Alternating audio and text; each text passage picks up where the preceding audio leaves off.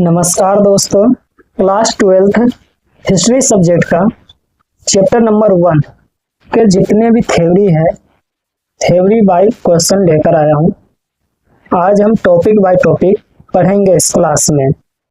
इसके अगली क्लास में हम पढ़ेंगे उनसे जो महत्वपूर्ण क्वेश्चन बन सकते हैं, और तीसरी क्लास में हम पढ़ेंगे इसी चैप्टर का एमसीक्यू। चलिए स्टार्ट करते हैं। अगर वीडियो अच्छा लगे तो लाइक कर दीजिए। चैप्टर का नाम है हड़प्पा सभ्यता, यह जिसे सिंधु घाटी सभ्यता भी कहा जाता है। पहला टॉपिक है हड़प्पा सभ्यता के खोज। हड़प्पा सभ्यता की खोज 1921 ईस्वी में दयाराम साहनी ने किया था। वर्तमान में यह पंजाब, पाकिस्तान, उत्तर भारत में स्थित है। 1922 ईस्वी में आर.डी. बनर्जी मोहनजोदड़ो की खोज की थी। आर.डी. बनर्जी का पूरा नाम है राखलदास बनर्जी। इसे सिंधु घाटी सभ्यता कहा जाता है। समय काल यानी कि यह सभ्यता कब से कब तक रही है, तो 2500 ईसा पूर्व से 1500 ईसा पूर्व।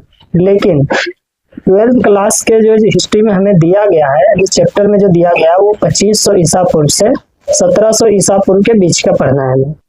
यह विश्व की सबसे प्राचीन नगरीय सभ्यताओं में से एक है।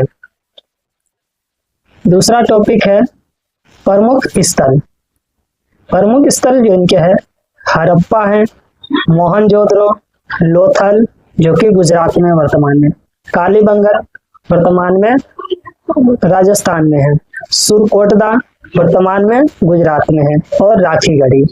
हड़प्पा में जो मिला है वो अनाज कोठार, मिट्टी की बैलगाड़ी और ताबीज। मोहनजोदड़ो से जो मिले हैं खुदाई के दौरान वो महान स्नानागार, नृत्य करती नारी और पुरोहित राजा की मूर्ति। लोथल से जो मिला है वो बंदरगाह, शंख उद्योग और मैनचेस्टर उपाधि, यानी कि जो नए नए चीज बनाए जाते थे, यानी औद्योगिक क्षेत्र। कालीबंगन से जो खुदाई के दौरान मिला है अग्निकुंड और हल, यानी कि जुते हुए खेत के साक्ष्य मिले हैं। सुरकोटदा से मिला है वो मिला है घोड़े की हड्डियां, और याद रखना सुरकोटदा गुजरात में है। राखीगढ़ी यानी कि हरियाणा से मिला है सबसे बड़ा स्थल, यानी कि सबसे बड़ा क्षेत्र जो था वो राखीगढ़ी था।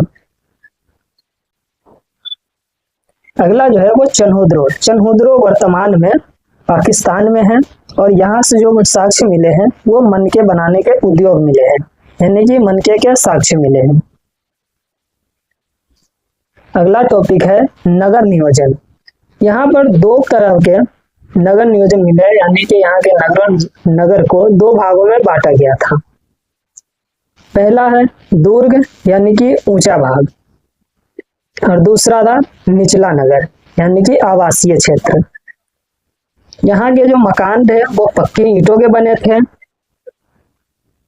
और सड़कें सीधी एक दूसरे को समकोण पर काटती थी, यानी कि ग्रिड पद्धति पर।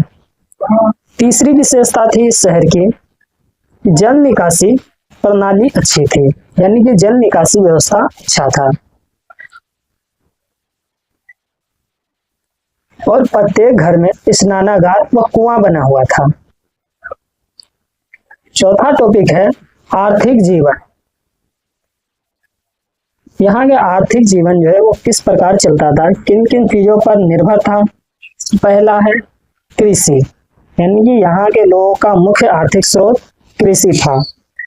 यहाँ जो मुख्य फसलें उगाई जाती थी गेहूं और जौ। कपास की खेती के प्रमाण विश्व में सर्वप्रथम यहीं पर मिले थे। चावल के भी प्रमाण रंगपुरम व लोथल से मिले हैं, यानी कि चावल भी उगाया जाता था। याद रखना एमसीक्यू क्वेश्चन बनकर आता है कि चावल के साक्ष्य कहाँ से मिले हैं, रंगपुर व लोथल। और जौ की भी खेती की जाती थी, और जौ के साक्ष्य जो है वो हड़प्पा से मिले हैं। और हल के प्रयोग का प्रमाण जो कालीबंगन से मिला है। दूसरा जो इनका आर्थिक स्रोत था उद्योग व शिल्प। मनके बनाने का उद्योग जो है वो चन्हुद्रो से मिला है। धातु उद्योग यानी कांसा, तांबा, सोना, चांदी। शंख, सीप उद्योग भी यहाँ के स्रोत थे, ये जो है शंख और सीप उद्योग जो है वो लोथल से मिले हैं। लोथल को औद्योगिक क्षेत्र भी कहा जाता है। मिट्टी के खिलौने व मूर्तियां, ये सारे जो है वो उनके आर्थिक स्रोत थे। और तीसरा आर्थिक स्रोत था व्यापार। व्यापार जो है वो आंतरिक व्यापार भी होता था और बाहरी, दोनों प्रकार से व्यापार ये लोग करते थे। बाहरी व्यापार मेसोपोटामिया यानी इराक के साथ करते थे। आयात सोना, सोना जो है सोना का आयात वो अफगानिस्तान से करते थे और चांदी का ईरान से। और इसके बदले जो निर्यात किया जाता था वो कपास, मनके और मिट्टी के बर्तन, ये सब चीज निर्यात करते थे। यानी हम कह सकते हैं वस्तु विनिमय प्रणाली चल रही थी। लोथल समुद्री व्यापार का प्रमुख केंद्र था।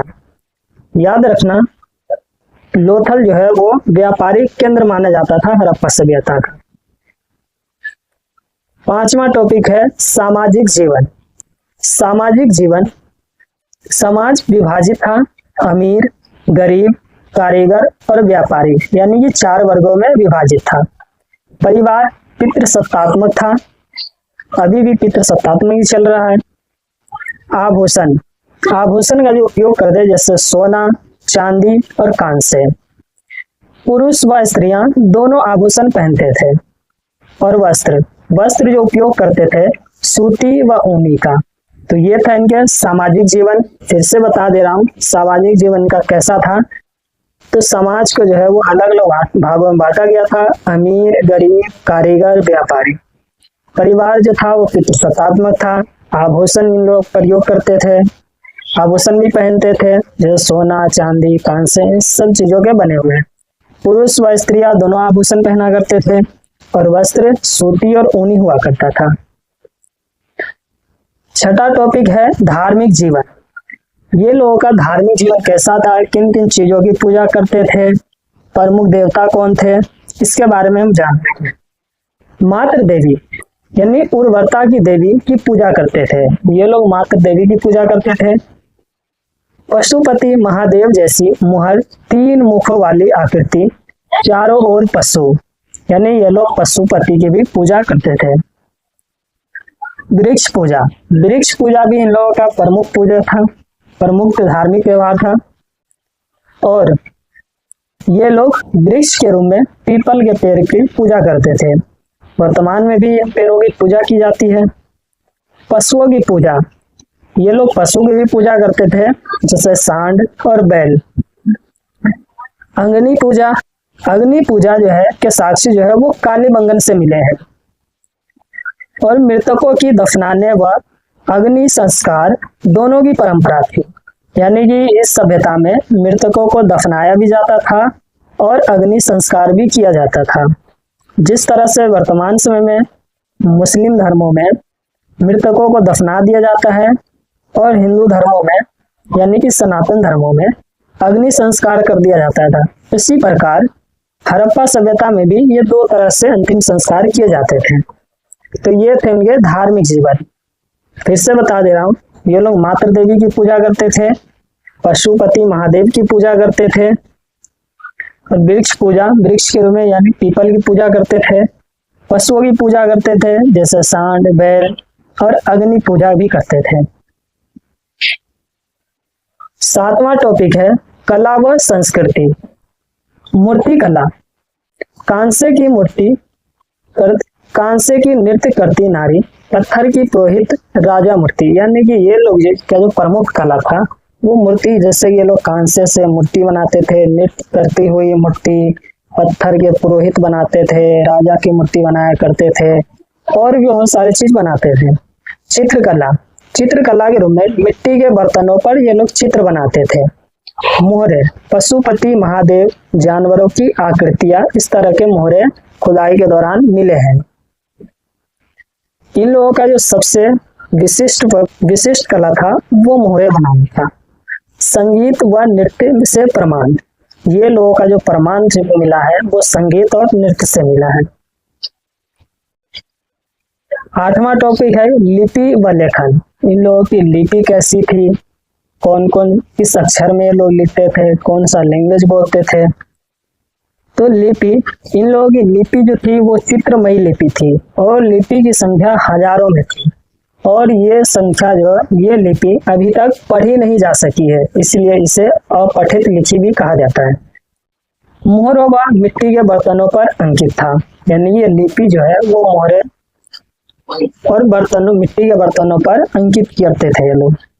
यह दाएं से बाएं लिखी जाती थी। इन लोगों का जो लेखन कला था वो दाएं से बाएं ये लोग लिखते थे। तो समझ गया लिपि व लेखन ये लोगों की कैसी थी। नवा टॉपिक है राजनीतिक जीवन। इन लोगों का राजनीतिक जीवन कैसा था?